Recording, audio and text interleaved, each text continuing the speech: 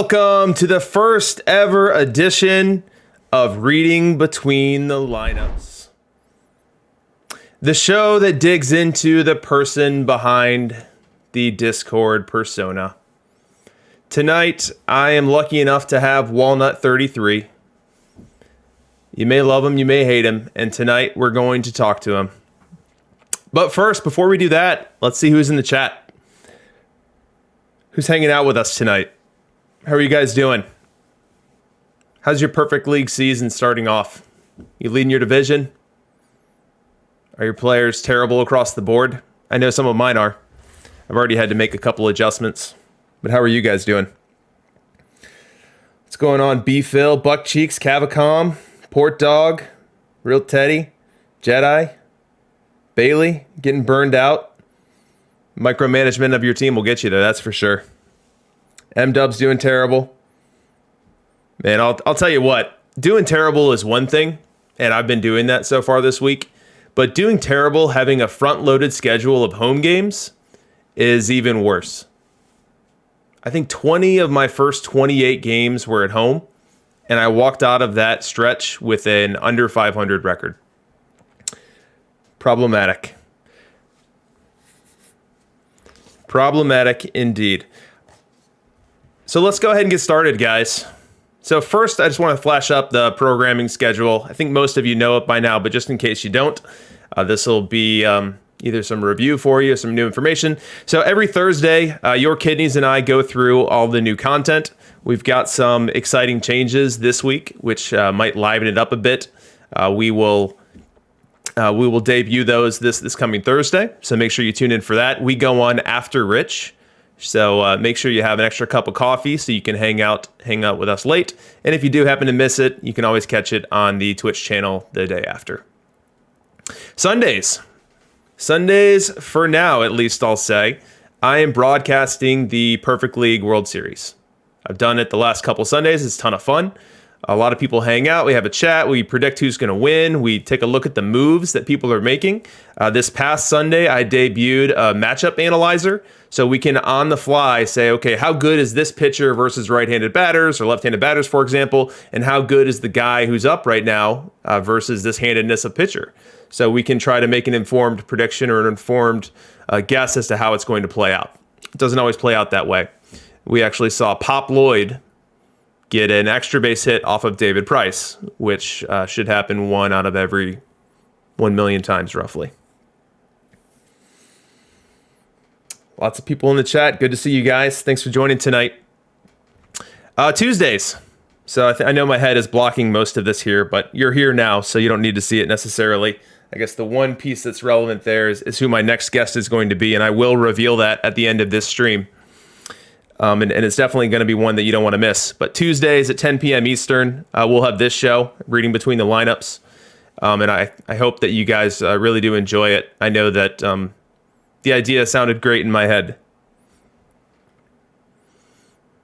But before we do get to the Walnut interview, there were a couple topics I wanted to touch on today. A couple things that really stuck out to me and something that I wanted to speak to and really go on the record or just have an open conversation with you guys about. The first of which is Out of the Park Developments being sold. Out of the Park was sold to Com2 US. You know, this was something that I believe I or someone around when I did it was the first one to throw up on the Discord. So it wasn't something that was broadly advertised or thrown out, or there wasn't any prepared messaging to inform the Discord, at least. I know that Marcus went to the forums, which I think is where he probably spends more time anyway. He went to the forums, and there's an open Q&A thread there. So, the messaging is there. It's not like it's missing at all. But as far as the Discord was concerned, not something that's been talked about too much. It's huge news. It's absolutely huge news. It's a 100% sale. This wasn't taking on a technology partner to help them with some things that were hard for their dev team. This is a 100% sale of Out of the Park Developments to Com2 US. So I know that a lot of people have been DMing me and talking to me, like saying, well, what does this mean? What do you think's going to happen? And I think that the instinct is to just panic, assume everything will be worse, assume this wonderful game that we've all enjoyed with one another will not remain as we love it. And I would caution against that. I don't think that's necessarily going to be the case. As with any acquisition, time will be what tells.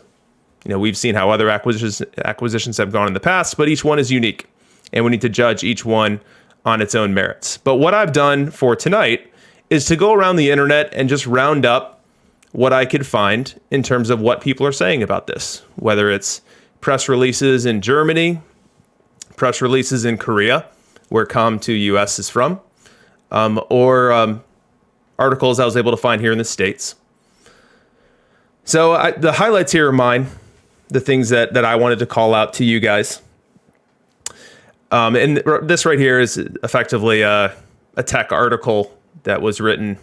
I can't recall exactly which site I got this from, but I've highlighted a couple things that I wanted to call out here. So South Korean mobile games developer, the first thing you should know about Com2US is their bag baby is really developing, deploying, and frankly monetizing mobile games. So that's obviously very relevant for Out of the Park. We know it's been an endeavor for theirs for quite some time to release OOTP Go. It hasn't happened yet, but it's a foregone conclusion with Com2US now steering the ship.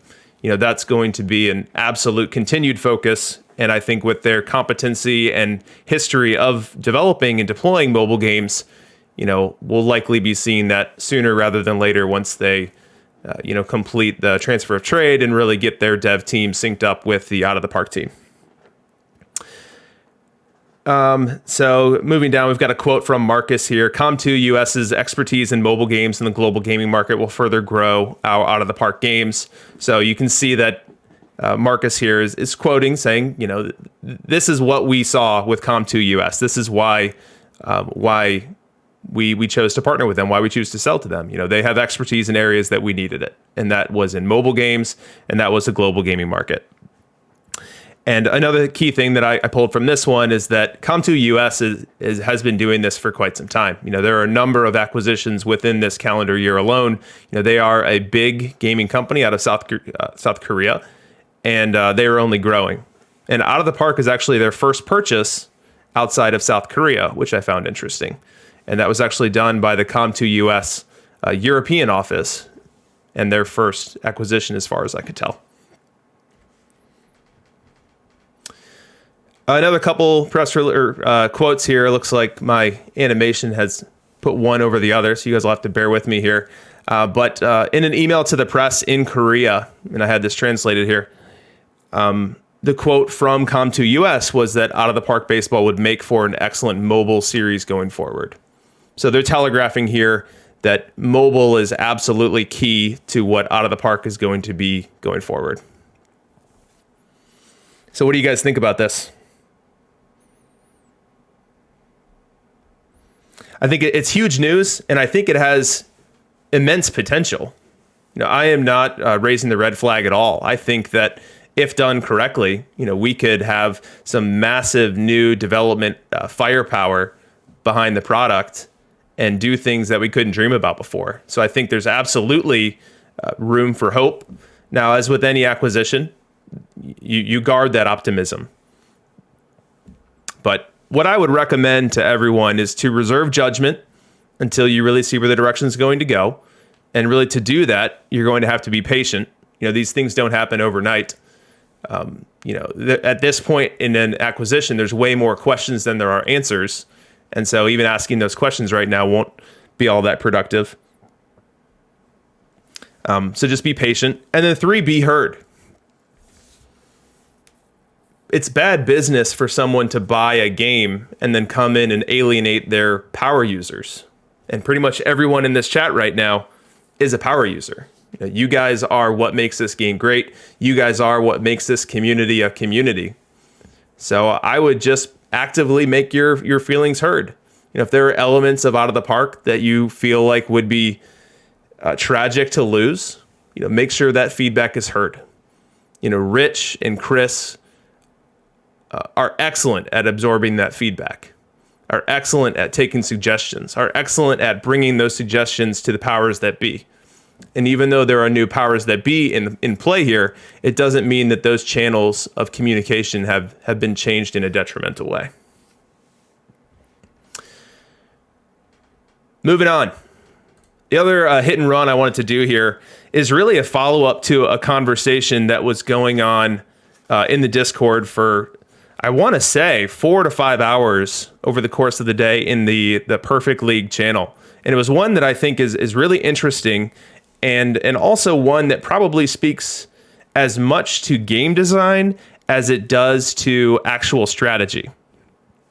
And so the argument was really about how teams are using pseudo starters, how teams are micromanaging, and whether or not that's a good thing for the game, whether or not that's a good thing for the Perfect League, whether or not that is taking a baseball game and making it an arcade game or anything less than a realistic simulation.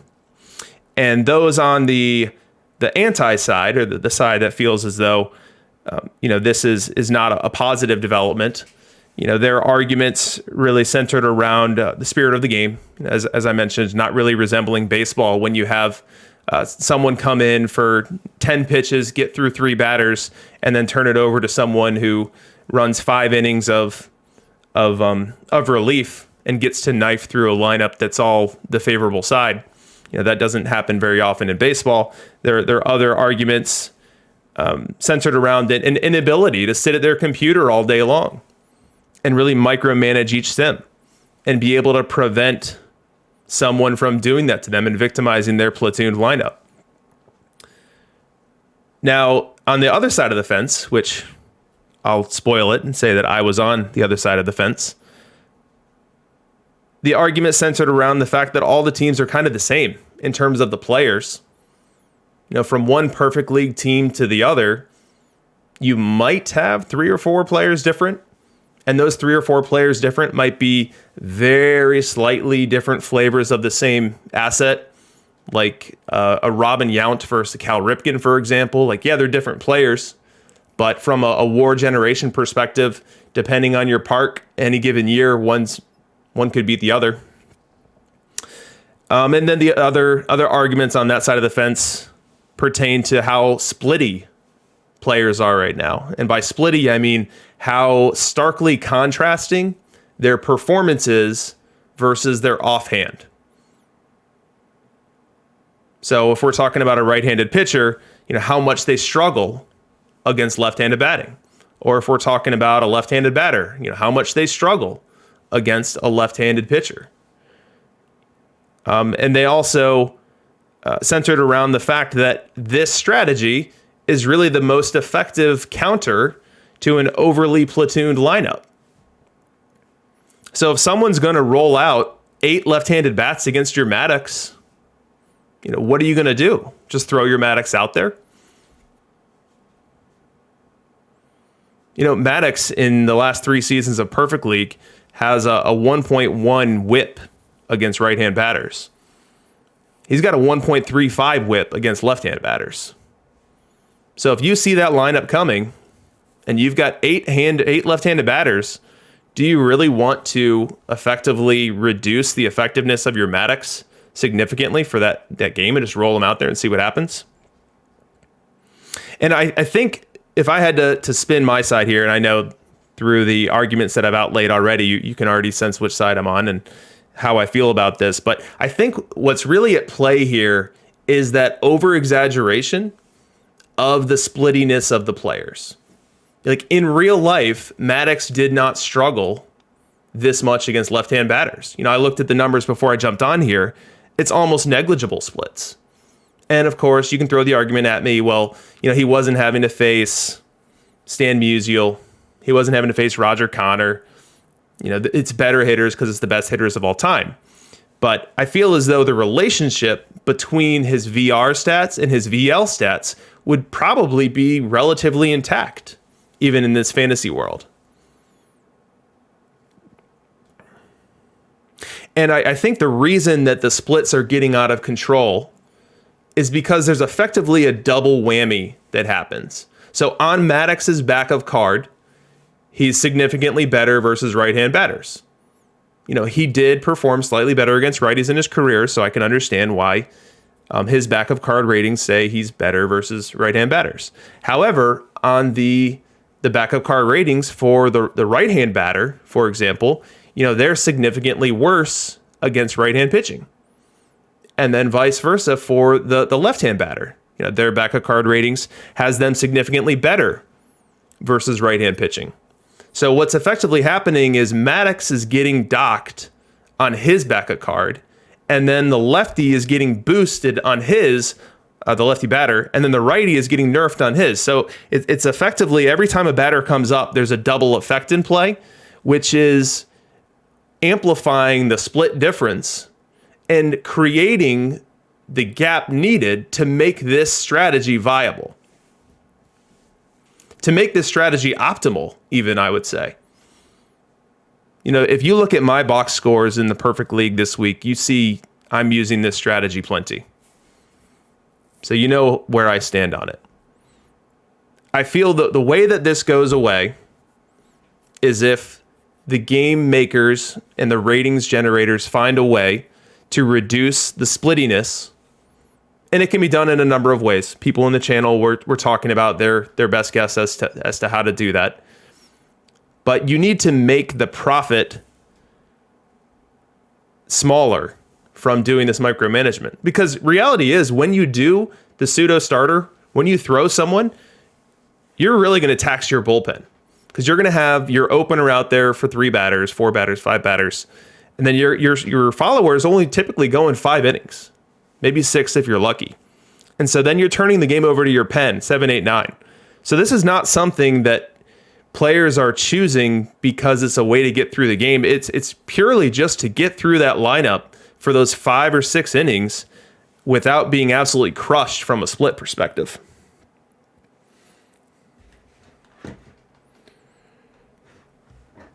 So I think that's an interesting debate. And another note that I'll just throw out here. I ran an analysis at the end of so not this week that just finished, but the one before that. And there were 2 left-handed batters with positive bat values versus left-hand pitching. So 2 lefties were above average in producing versus left-hand pitching in the entire game. There's thousands of cards in this game, and 2 of them were positive bat value. As we went to the other side of the fence, there were 4 righties that had positive bat value versus right-hand pitching. So this is a world where if you're throwing same-side hitters at a pitcher, you are putting yourself in a hole. And I think that shouldn't necessarily be the case.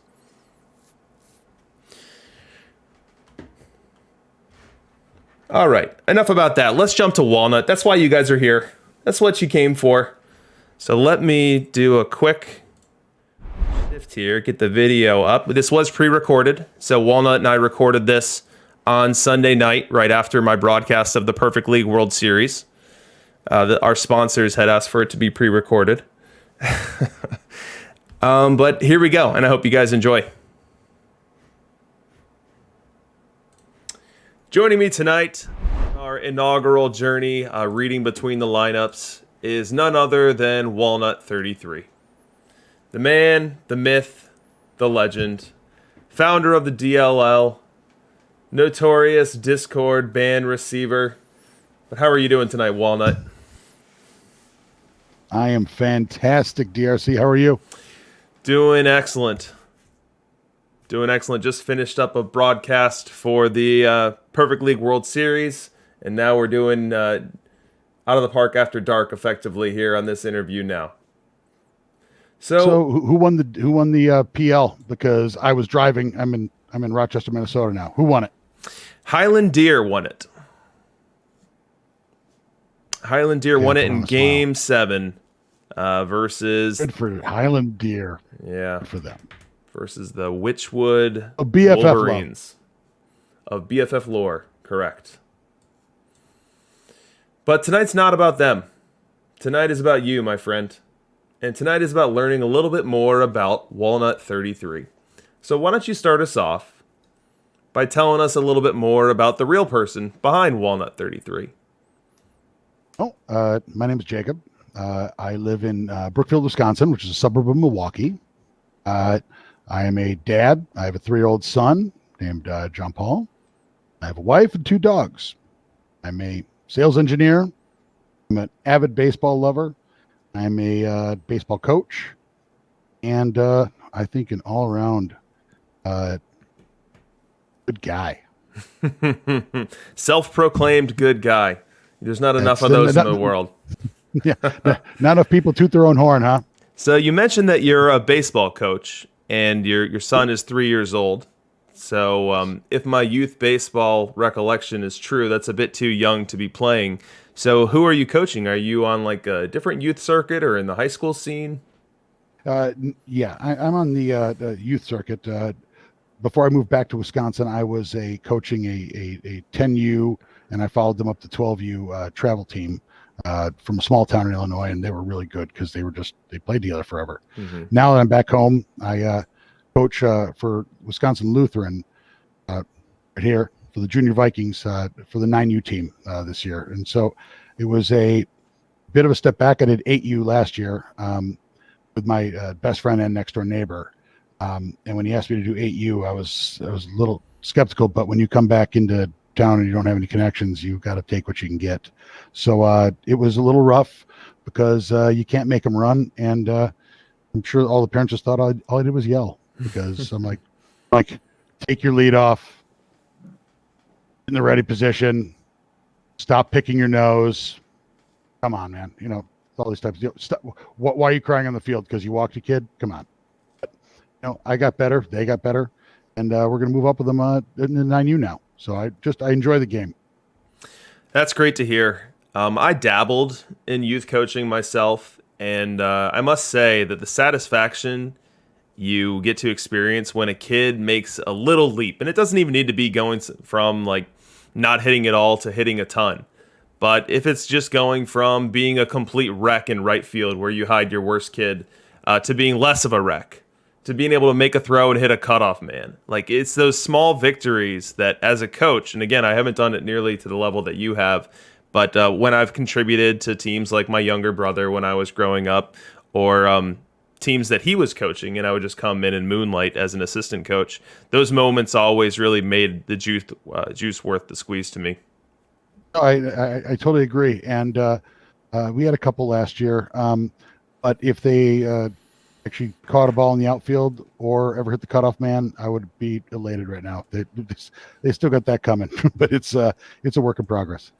Yeah, and I think right around 10, 11 is when the competitive scene picks up significantly. So those gains probably come quicker and quicker as you start to physically mature. Oh, absolutely. And it allows us to give us more reps, and they actually start listening to you. And instead of when everybody takes a knee and you have to say, all right, everybody look at me again, look at me again. They listen to you, taking what you have to say, and they'll understand in 10, 11, 12U,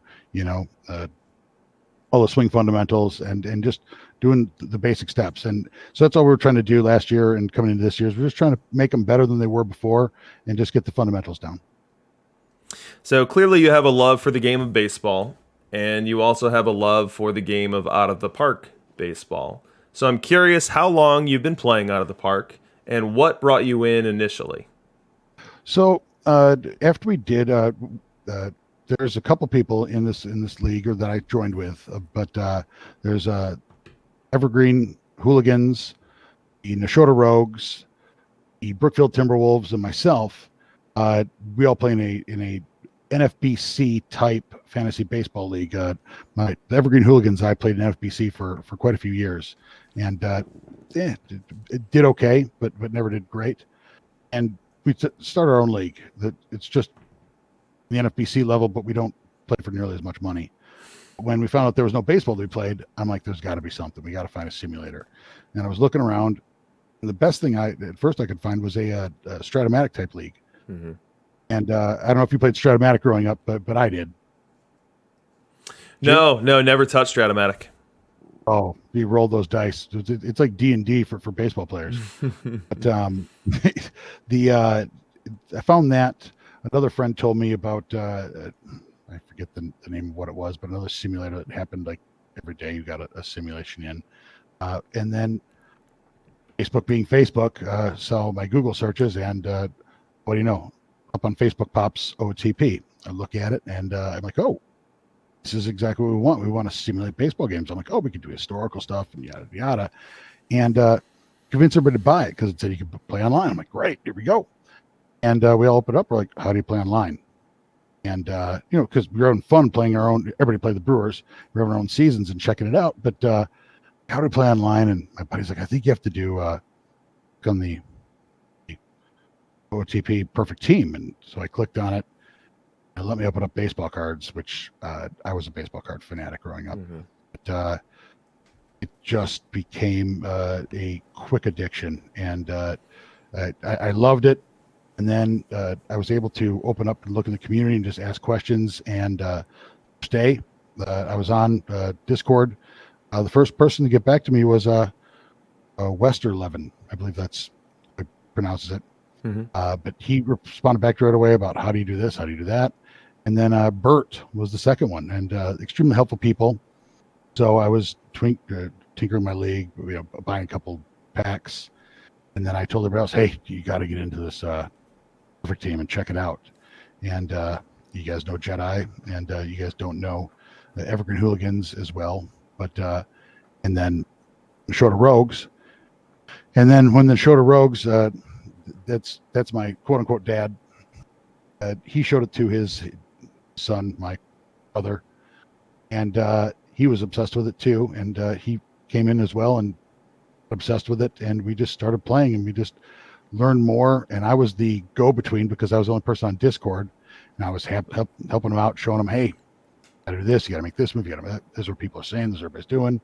And then slowly and surely, Jed got online, and then I just got the Communists online, my brother's team, just 2-3 weeks ago.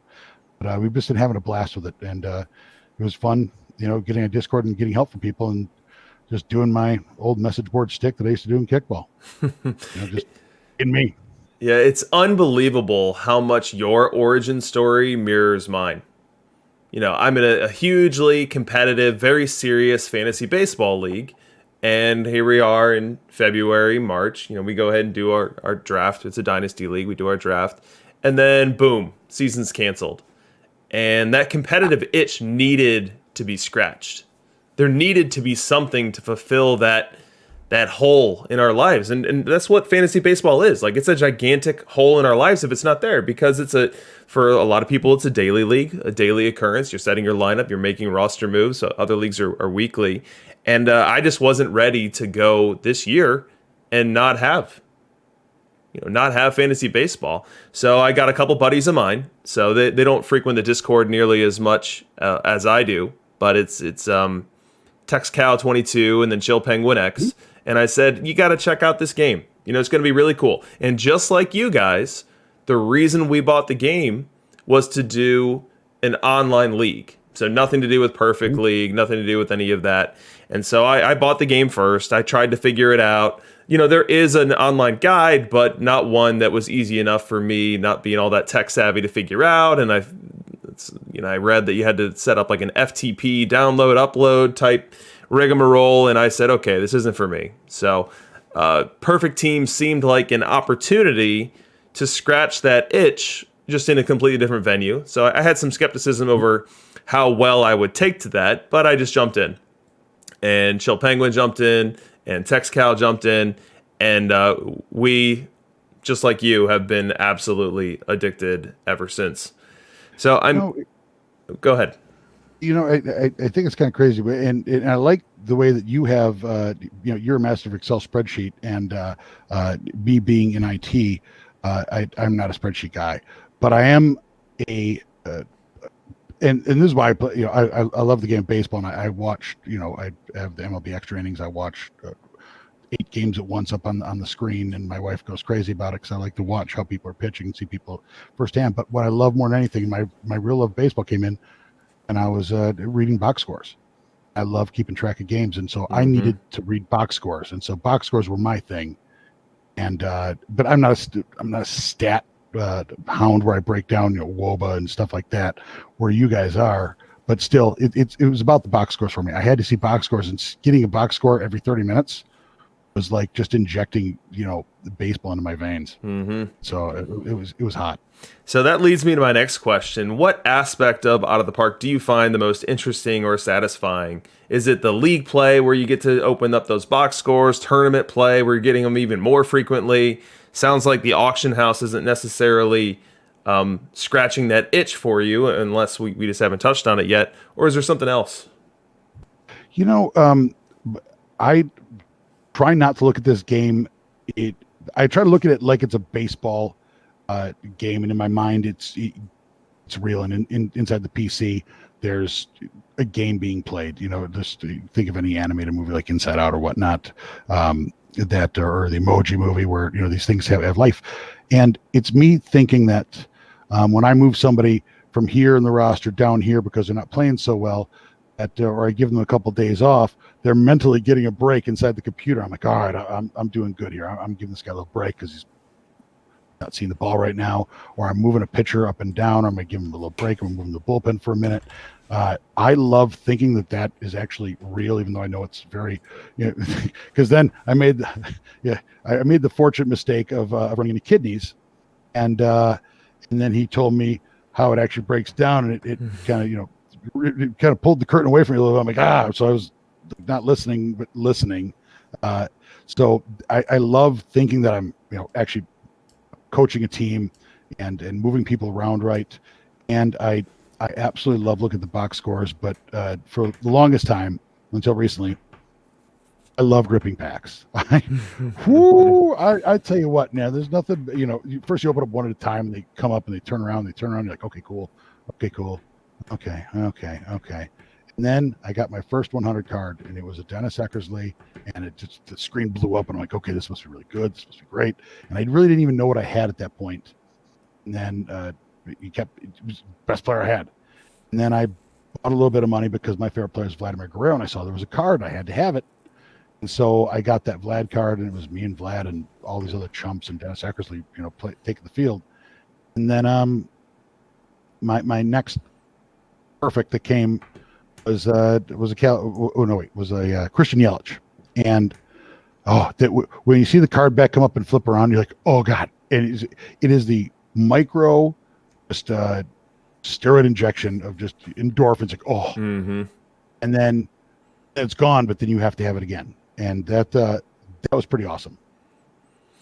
Yeah, so pack ripping definitely sounds like it's a passion of yours. That's somewhere where we differ there. Mm-hmm. I've never been a big pack ripper. Doesn't mean I don't love when you have a 100 card. And just like you, I was doing one card at a time for probably my first 1,000 packs, and I'm only in maybe 2,500 packs or so year to date, and most of them coming from very active tournament play. But that's very interesting. So moving on. Go ahead. Oh, I was going to say, good for you going one card at a time. As soon as I found that I was able to show all 6 at once, that's when I really let the addiction kick in. Because it really lets you go, so much quicker, man. Just let me run out to PayPal so much faster. Yeah, I mean, the one card at a time is really that self-imposed governor. And once you pull that governor off and you're ripping 6 at a time with that instant card animation, whew, pedal to the metal. Gotcha. It gotcha. So moving on to something I know you don't like, but I know you hate being called the leader of the DLL. But let's not skirt the fact that you are the founder. So tell us about what drove you to create this little sub-community, what you get out of it, and really a little bit about the formation. So being on Discord and talking to people and finding personalities, just there are people that we started, meshing with, and you just talk to a little bit more. And I think when I really started talking to people more and more, I found myself trying to complete the for the Jackie card, and there were a couple people who would reach out to me saying they had cards, and the first couple of people I talked to, I believe, was Shifted and MK Sen. I talked to a lot, and we just established a little bit of a rapport, just chatting. Hey, what's your life like? What are you doing? Blah blah blah blah. And we just built a rapport, and then um, I ran into online. I ran into Fabic, Brooklyn Beatdown, and Free Dave Brown, and I believe it was my first in gold or in diamond, where I really, everybody else was already up because I started a little late. I think you may have too, but I started probably, I was probably 6-7 weeks behind everybody else, starting this game. And when I went 1-0 my first day in diamond, or my first day in gold, I can't remember which one it was. I went 1-0, and I did the is it too soon? And I have that, put the gif of the guy putting the crown on from Everybody Loves Raymond. Yep. I got something from Doc saying, I got to hang out with this guy. And then we got to talking. And, and the funny thing was, is that there were teams in there that, I never had anybody from my Discord that I talked to, that I saw online, were ever in my league. And I'm like, it loses a little bit of luster when you don't have the ability to, I love smack talk. I love taking it as much as I love dishing out, because I just think, being from the military, that was it's just a higher form of camaraderie. And so I was like, hey, we should, get a bunch of people together of the, people. I knew my team was good enough to compete. I know I didn't have all the top cards, but I knew that I could hold my own at least. And we just started throwing some things out left and right. And we just formed up a little friends list. And, what was 7 grew to 12, and then grew to, 15 or so. And then it was just nice because we could talk to each other just on the main Discord page and just talk smack. And then it grew to such a proportion that, you reached out and we started talking, and a couple of people started reaching out, and it just kind of grew its own legs. And we actually named DLL just because the one week we got stuck in the BFF league, and I didn't understand BFF, and people were telling me about BFF, and I'm like, just name themselves for whatever reason. And they live by a code, and I'm like, okay, great. Go. Should our code just be, we don't have thin skin, and we are played at a competitive level, and we continuously mock each other? And like, well, then we should have, I bet we did this for 3-4 weeks before we decided to put a moniker behind it. I was like, we should have a moniker. I'm like, okay, let's come up with one. And DLL came up because a bunch of us were in IT, and the DLL is a file, and we just said Diamond League Legends, and we just put it on, and it just kind of grew there mythically. And what I get from it is, I can honestly say that it has formed friends. I consider you a friend, and a bunch of other people a friend. That we talk, on the outside side chats, and it's I know most people's stories, and it's a great time, and it makes the game a little more rich to know the people. Kind of like in baseball, to know who your competitors are, and and when people play in baseball games and they're standing on first base, they're chatting with each other. So it's a similar ilk, and it makes the game that much better. And I would have been bored with this game months ago had we not done this. Yeah, I think that a lot of people on the outside don't necessarily get it. So when I first was considering jumping in, the first thing that people told me is like, well, you're going to make it so much harder on yourself. You're going to have less a chance to win. And I don't know if you recall, but I joined you guys for a week, got my brains beat in, and then the following week, I had friends moving up to Diamond, quote unquote. Oh, that's right. Now, that was true, and those teams were even worse than mine. So I was being at least partially considerate to them, to not walk them into what was going to be a meat grinder of a league that they weren't ready for. But a big part of the reason that I took my walkabout in week 2 was because I wasn't quite sure that I wanted to be in a league that was going to make it that much harder for me. My goal from the outset was to find a way to win Perfect League one day. And as long as I was in DLL, I was never going to have a chance to even play for an opportunity to get to Perfect League because you guys were going to keep killing me. So that week 2, I did go off, and I was with my 2 buddies, and I was definitely more competitive, won maybe 10 or 15 more games, didn't end up winning the league.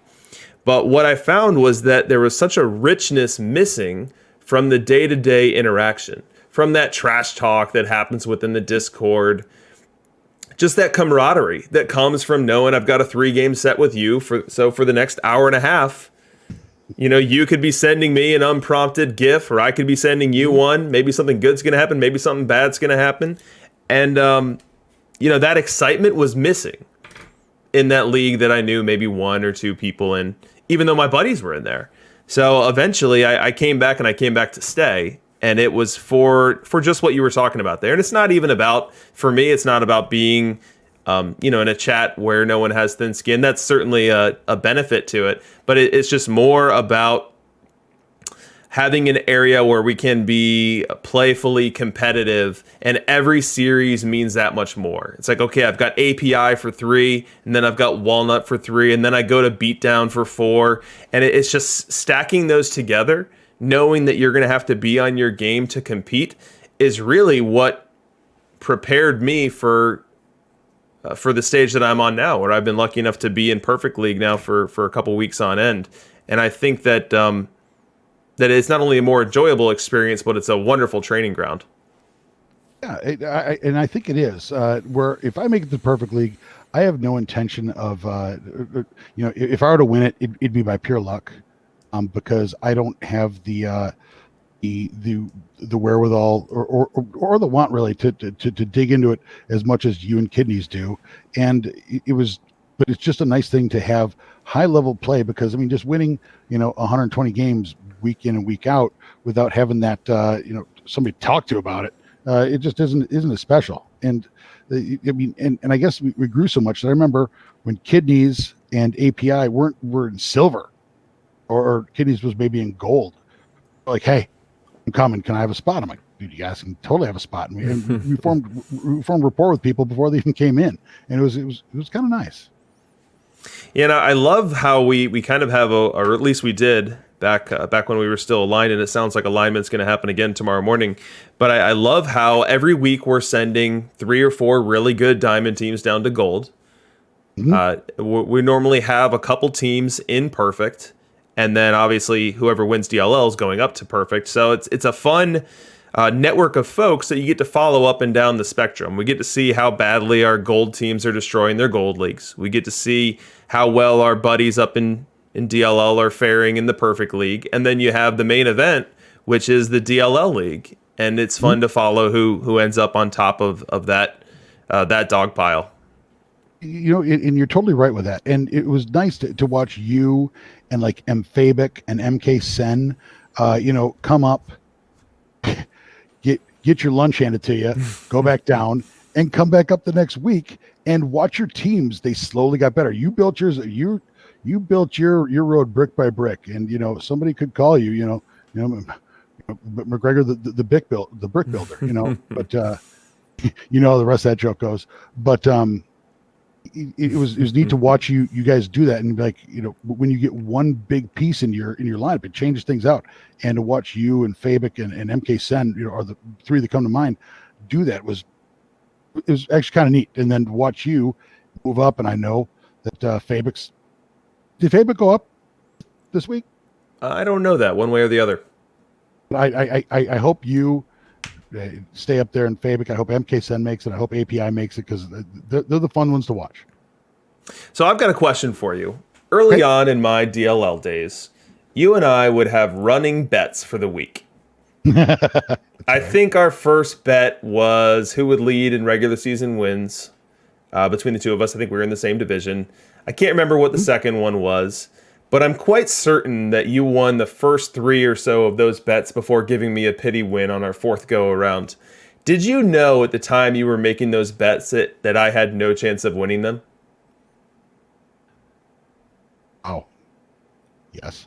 I mean, anything could happen, but I like that but it made it competitive. I love side bets. I love side bets that are for more,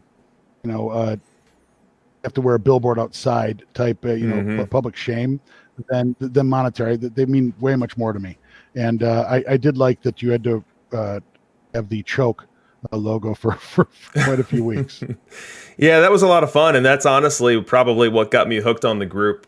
Being able to come in there, and I didn't know you from Adam, and having these little fun parlor games or side games going on really just made it a whole lot more fun and made the trash talk more intentional. It had more meat behind it. I remember that one week where we did share a division. You beat me 16 out of 18 games or something just Oh, brutal. And I mean, stuff like that you remember. And if that was just some random team that I didn't interact with, I would have already long forgotten about it. So I guess to you, I say thank you for pulling the group together. It's been awesome to be a part of it. It's been a ton of fun, and I think that the chat within there is really as lively as the chat anywhere. yeah, well, you're most definitely welcome. It was just, it was more once the people came in, the personalities established themselves, and really it self governs itself. I mean, which is the nice part about it.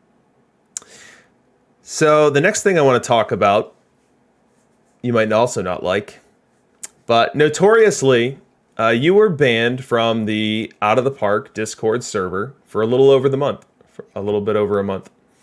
Without naming any names, what was your perspective on that ban that inspired the hashtag Free Walnut movement?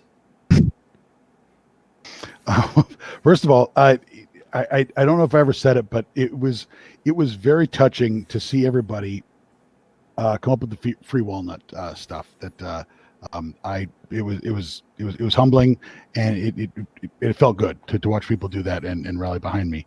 But where it came from is a bit of a mystery to me because people who see me interact and they probably won't see it now on the OTP board as much is it's a playful banter. I'll take a shot here and there on people, but it's always meant in good fun.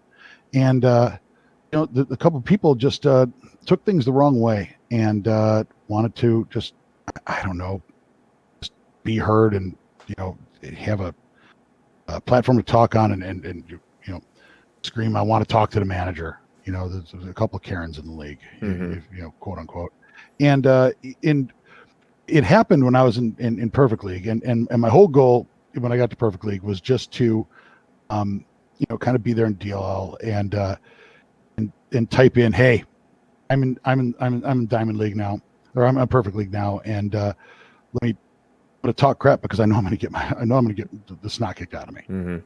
And so, it just rubbed some people the wrong way. And the last, I guess, straw broke the camel's back. I thought was pretty tame, but I was on vacation with the family. I'd had more, and family and friends more enough to drink that night, and I just threw out a very light, across the bow shot, and it all of a sudden I was sitting at the campfire with everybody else, and all of a sudden I'm like, hey, can't get into the OTP Discord. I'm like, there's no way I've been banned. And so, you probably remember seeing the chat. I'm like, guys, look at me. Send me an invite. I'm like, I can't get in. And nobody believed that I'd been banned. Like, something screwed up with your phone, Discord, blah, blah, blah, blah, blah. And we found out, the next day that I'd been banned. And then I never really heard hide nor hair, got a real reason why, but it happened and, and the ban got lifted. So it was just nice to, why it happened. I honestly don't know. Somebody had a bad day, or I'm not everybody's flavor, but you'll know when I mean ill will. It won't be veiled in humor. Mm-hmm. And so if it's veiled in humor, it's just it's a friendly punch. But I got you guys took a rally up. I don't know if that worked or not, but either way, I got back and I was just glad to be lifted. So by the time the ban happened, DLL was up and thriving. So you had an avenue to speak to people about Out of the Park. You had a separate channel where you could share your thoughts and interact with one another.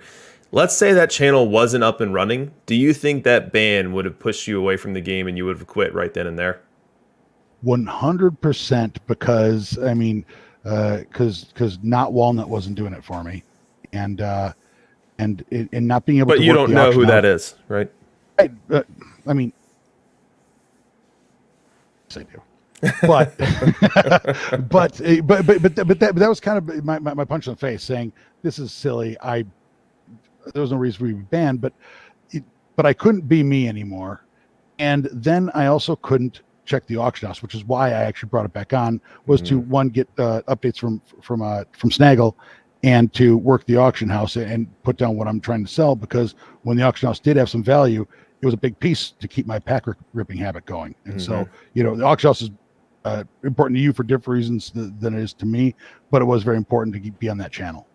That makes sense. So not having access to the buy and sell cards, or what is now known as the buy and sell cards channel, was effectively cutting out the legs of one of the critical components to how you played the game and fueled your pack ripping habits. Absolutely. So what was it hard being frozen out from the chat of the main Discord, or did that not bother you as much? That didn't bother me. I didn't like the stigma of it. Being, a 45-year-old man, I was like, I'm being banned. I'm like, I'd like to think I'm a pretty good person, but understand that I'm also not true, I don't Discord or blog or whatever chat site this is type of person. I'm not one of those, people, which believe me, I think this is a great venue for a lot of people who may not have the same social proclivities or just openness that I do, where I'm a social person. I mean, I talk for a living, and I like making friends. And so I know that there are people who don't have those same type of people. I've got family members that aren't. So this is a great board for them. I also understand that they come with different personalities. So when I got the ban, I'm like, really, am I that guy?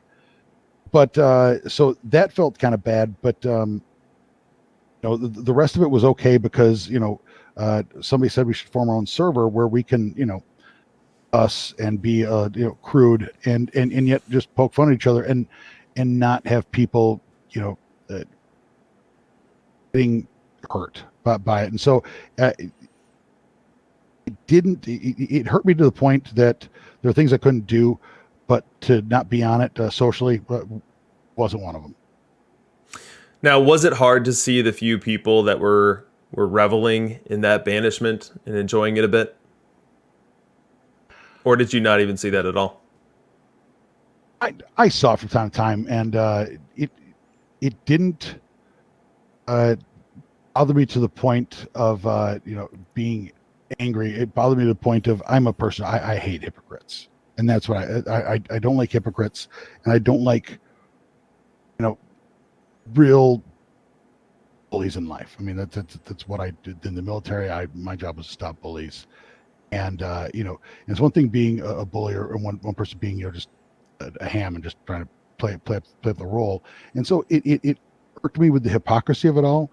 But other than that, I think those people who wanted to revel in it, I think they needed that, and I think that reveling that helped them form some of their own little groups, and they can have their own little clique and do their own little drama-filled Discords and have their own messages. And so maybe it helped them, and maybe it was an avenue for them, and maybe they needed that itch to be scratched. So while it irked me, it was only the hypocrisy that made me mad. So on a lighter note, you've recently added a very rare and very valuable collection piece to your sports memorabilia inventory, that being a 1-of-1 Chris Jardine rookie card. Signed? Is it signed? I think it's signed. It is signed. It is signed. So extremely rare. And tell us a little bit about what inspired you to pick that up, as well as what cause that auction was supporting. Well, I believe it's called the Extra Life Cause, and I don't know too much about it, but there's one thing I know is that I work in the healthcare industry, and I go through a lot of hospitals, and I see what happens in children's hospitals and whatnot, and it's heartbreaking. So, one, I'm a big fan of charity, and two, I was like, I'm going to have this card because I just think Snaggle's a bit of a personality himself, and I just thought that it'd be something fun to own and something fun to put up on Discord time that I did own it.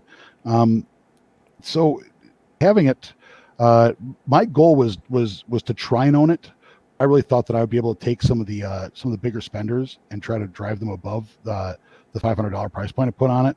And that was my goal. And I told Snagglers from the get go, I'm like, I'm going to try to goat some people into really bust out their wallet, because I know that there's a lot of people on Discord in OTP that make a lot more money than I do and have a lot more disposable income than I do.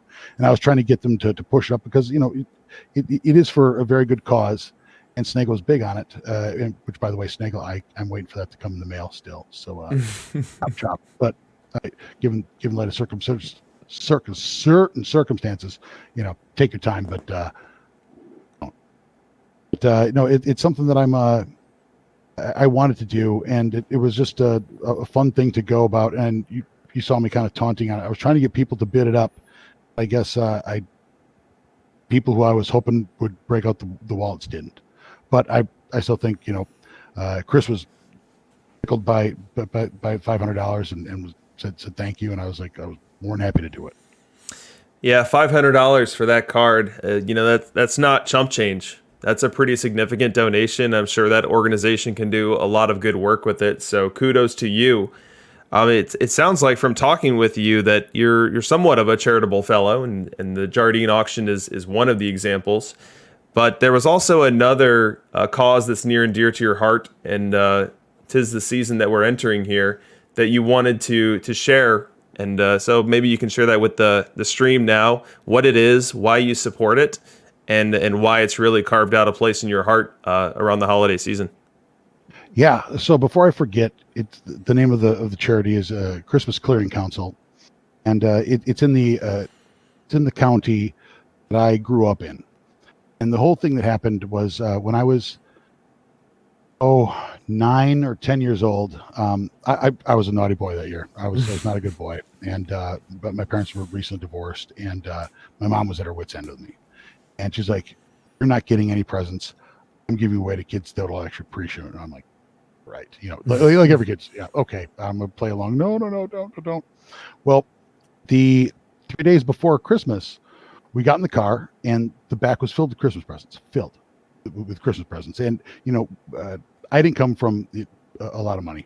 We were early middle class, but my mom never made me feel like I was middle class. I didn't get gifts. I didn't get things at the grocery store, or the department store, when it wasn't a birthday or Christmas. When Christmas and my birthday came, I usually got a pretty nice haul.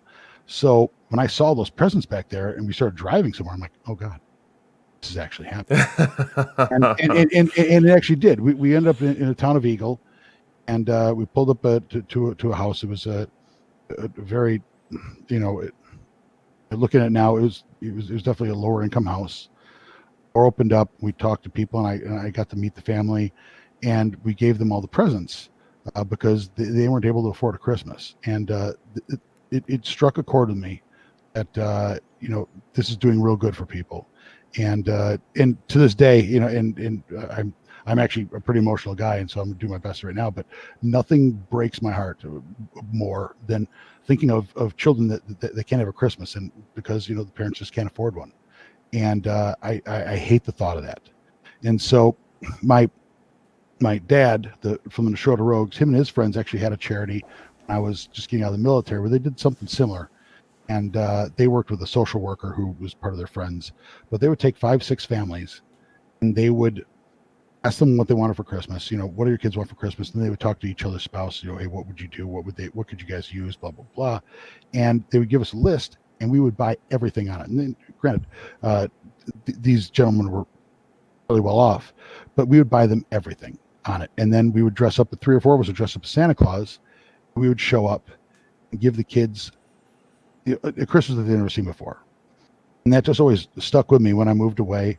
And now when I came back and I found this, I believe that this is the same charity that my mom did way back when, I was able to find it, and I couldn't wait to start it up again. When I was in Peoria, we did something similar. I just love providing kids with Christmas presents, and and making them, give them a Christmas that they never had before. When we get a list and there's 5 or 6 things on it, we reach out to the parents like, and what do they need? Do they need something for clothes? What do they need for school? What do they need, for XYZ? What do they play with? And then my wife goes and handles all the clothing and all the necessities, because she's good at that stuff. Because as you can tell, I I'm not a very stylish guy. So she handles that piece, and I handle the toy and all the fun department because I'm all about fun. And so we go there, and we used to dress as Santa Claus, but I'm like, I might get the wrong impression of that. So we developed the thing we called the North Pole Express, and then we'll go out a couple times the week before Christmas and be like, hey, Santa Claus was busy. He can't hit all the houses, so he sends us out with these things. So I need you to sign it. We put their names on it. They sign and their lights light up. And then we just bring in tons of gifts, and we give them everything they want. And then, and that's usually it. Or sometimes the parents will send us pictures, but everybody's grateful, and we don't want to, humiliate people. And that's what we don't want to bring in the gifts. Like, oh, here are the gifts that you need for Christmas.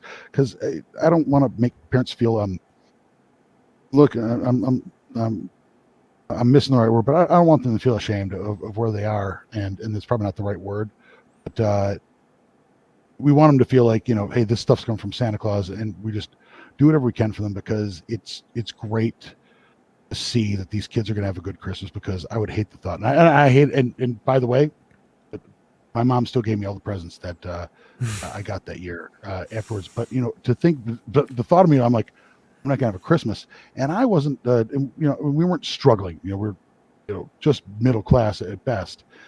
The thought of that was terrible. And now just to think, if you couldn't do that all the time, just because you don't have the, mom and dad may not have the money, it's not a good feeling. So it's a big charity for my wife and I. Well, it sounds like an awesome cause. It's definitely very inspirational, the way you frame it here, and really why it means a lot to you. So I encourage everyone listening to the stream tonight to check it out. I'll make sure that the link is posted on the Discord. If there's an ability to put it in the description here or on YouTube, we'll be sure to do that. And then if you feel so compelled, contribution would be awesome. As we start to close down the interview here, I've got one more question for you, more open-ended here. So here we are in October. This is a game that you and I have now been playing for the better part of 7 months. What is left on your to-do list? How much longer do you see yourself playing? And what do you really want to see accomplished before you hang it up for Out of the Park 21 and give consideration to Out of the Park 22? There is, I don't know if there's a lot left. I mean, if I won the PEL, that'd be fine. I would like to win a bigger tournament and actually win a card once. I'm notoriously bad at tournaments. I get knocked out of them all the time. I think that building a tournament team takes an exorbitant amount of time if you want it to be any good. And probably because I'm just not that good at people in and out of the rosters, to activating, deactivating cards is something I think could be done better. And building a roster takes a great amount of time. I would love to win a big card that not a lot of people had. I think that'd be fun. That's probably it, because if win PL would be awesome, but I think with everybody's team being fairly identical now, I think it's kind of a roll the dice as it is. Mm-hmm. So I'd like to win a big card, and I would like to just I don't know, when you come back down, if I could rattle off, I believe I beat you 13 games in a row. Yep. If I could do that again, that'd be fantastic, because and I would like to do it to Nosy Kyle now, because Nosy Kyle, I believe, won 16 games in a row on me about a month ouch ago. Yeah, it was brutal, but I had to take it in stride, because I remember what happened to you, and you had to be sitting there every time looking at you like, son of a again. I mean, how does that even happen? I mean, how does 99 Maddox beat 100 Maddox again? Mm-hmm. It just, so if I could rip a couple off on you, and I don't know, maybe kick Doc Fury around a little bit, that would also feel pretty good. So we'll sign you up for winning a tournament with an SE Noodles Han or something like that, and then we're rooting for Naperville Nomads relegation to Diamond, so we can cross swords again. Well, are you still in PEL? For the time being, sir. I'm fairly certain that you've got a in with Rich, and he's just tweaking the knob on your team just a little bit. Just getting a little RNG boost. Because you're not that good. Well, this happens a lot when the student becomes the teacher. The teacher just has a hard time coming to terms with it, and I empathize with you. I understand this must not be fun, but there's always out of the park 22. That's very true. You stole the pebble from my hand a lot quicker than I would have liked. Well, Walnut, thank you so much for your time. Thank you for being so open with me and with the community. This was a lot of fun, and we'll have to do it again real soon. All right, thanks, buddy.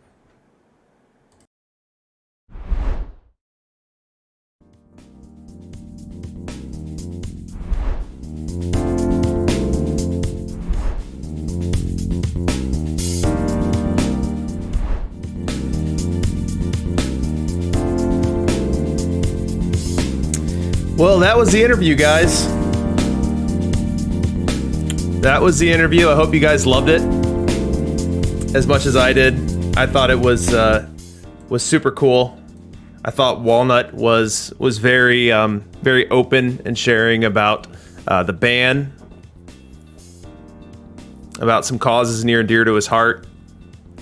Really interesting about really why he plays this game, and how the formation of the DLL has really been a fun amplifier for him. Thought it was great. So Walnut, thanks again. That was awesome. Next week, I mean, it was hard to follow that with anyone, but if there's anyone that can do it, it's who I'm going to have next week. We're going to have 3-time Perfect League champion Mac Jax on next week. And I expect that stream to be a bit more intensive on strategy, on the tactics side. I know that Mac Jax fancies himself an Excel wizard of sorts. I know that Mac Jax has personally helped me with my Excel spreadsheets and some of my data and analysis. So I'm really looking forward to that one, and I think you guys should be sure to check that out. Because we've got a whole world of people who have won Perfect League 0 times. We've got a very small population of people who have won Perfect League 1 time. And there is one person who has won it 3 times. And so if you're looking to get better, if you're looking to sharpen your out-of-the-park baseball game, I can't imagine a better person to listen to. So with that said, we'll go ahead and wrap up the stream tonight. Again, check out the link in the chat, and then I'm going to throw it in the Discord as well for the charity that Walnut talked about. An absolutely awesome cause at a time of year when nobody wants a kid to feel left out or to feel less than. So an absolutely awesome cause. I encourage you guys to check it out and search your heart if that's something that you want to contribute to. But other than that, we'll go ahead and wrap the stream here. Thanks for showing up. If this was your first one, be sure you hit the follow button. Be sure you hit notifications so that you know when we go live in the future. And if you feel so compelled, go ahead and subscribe and support the stream. With that, I'm out.